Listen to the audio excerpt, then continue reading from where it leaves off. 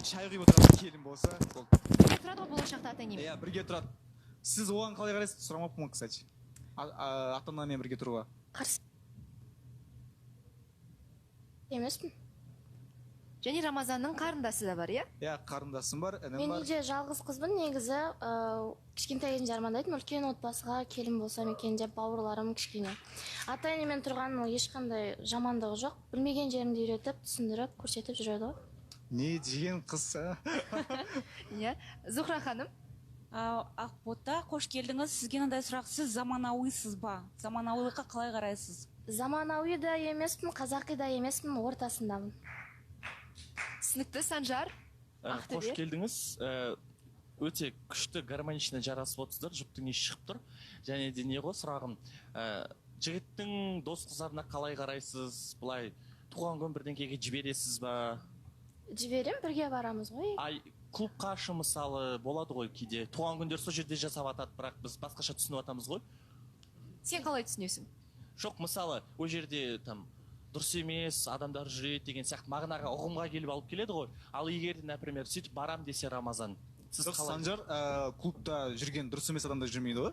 Мысалы, өз басым солай ой келеді да. Мен өз басым клубқа барамын, сонда мен дұрыс емеспін ба, қалай? Жоқ, негізі деймін да, сондай сөйтіп түсінеді адамдар, иә? Бір жақсы мағынадан түсінбейді ғой. Ал сен мысалы өз қызың сөйтіп дос балаларымен, либо құрбыларымен жібересің бе? Негізінде мен өте қатты қызғаншақпын.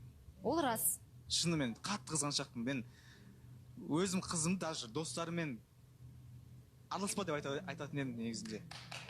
Мүмкін ол дұрыс емес шығар. Ақбота, сіздің көз қарасыңыз Рамазан осылай дейді.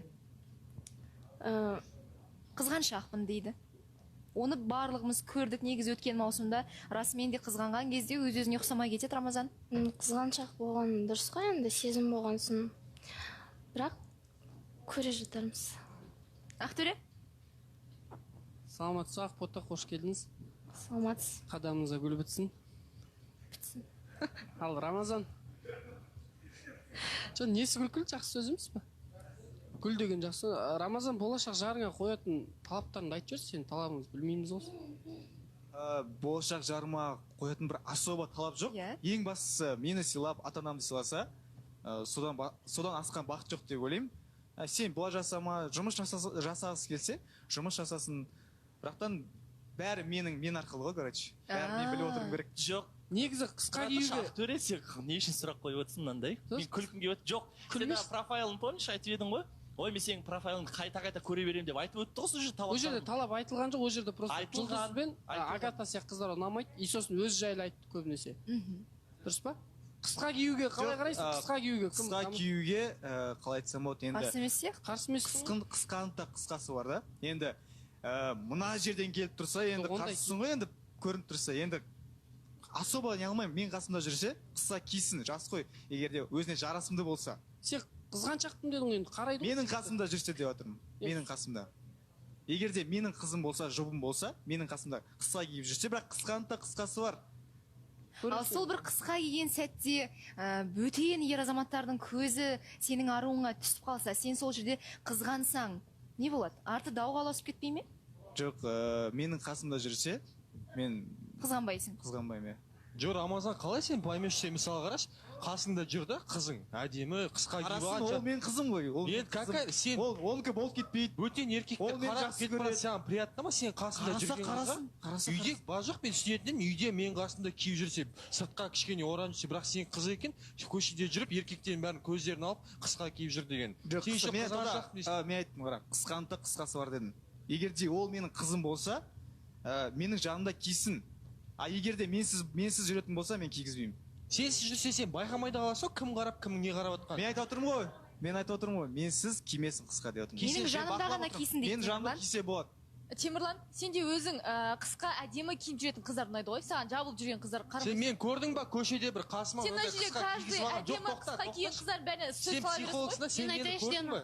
Қазір Темірлан мен салтанат айтып көріп тұрмыз ғой, кімге сөз салып жүргенді? Жоқ, сен мені көрдің ба? Қысқа киген қыз маған ұнап, мен сол қасында жүргенді. Сен бұрынғы қызын көріскенсің, қалай киінгенін көрдім. Сен мен бұрын қызым көрмегенсің. Ол орамал тағып жүрген қыз емес еді. Мына жерде Рамазан полностью түсініп отырмын. Мен де өз басым андай, бірақ Рамазан қызғаншақ, мен бірақ қызғаншақ емеспін, қасымда вот әдемі жігіт жүргенде өзің күшті жүрсің ғой, чем әдемі емес. Әдемі жігітпен ажыраспаған жігітпен до того ауылына кетіп қаласың ба, надо будет сонда. И что, барып келдім, ничего не болды. Ештеңе болған жоқ, 2-1 болды, Роза ханым.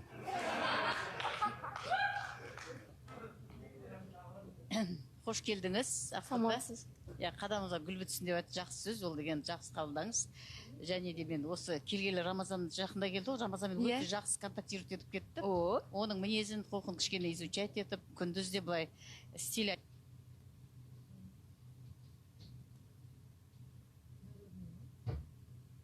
жерде бәрі бірнемен нетіп ақылдасып отырады, мен мынау жарасады ма деп. Ол өте керемет бала. Енді мына қызғаншақ деген әңгіме көп, осы эфирде көп айтылады. Қызғаныш деген бар, қызғаншақ деген бар. Енді қызғаншақ болған өте мына семья құрған кезде ол қиын болады. Неге дейсің? Жаңағы ұзын миди, макси не деген бар ғой, длиналар. Енді әрине қасында жүрген жігіттің басқа жігіттің көз салмағанын қалайды ғой.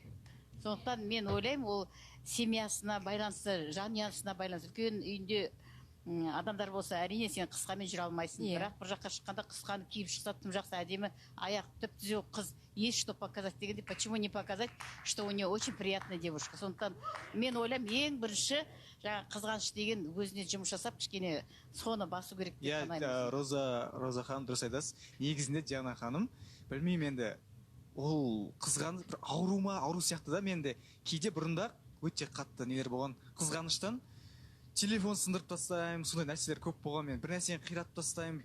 Өз-өзіңді басқара алмай қаласың. Басқара алмай қаламын. Негізінде соны үйреніп келдім, жайлап кішкене өз-өзімді ұстап. Именно қызғанышқа келгенде мен андай енді эмоцияға берілесің. эмоцияға қатты беріліп кетемін.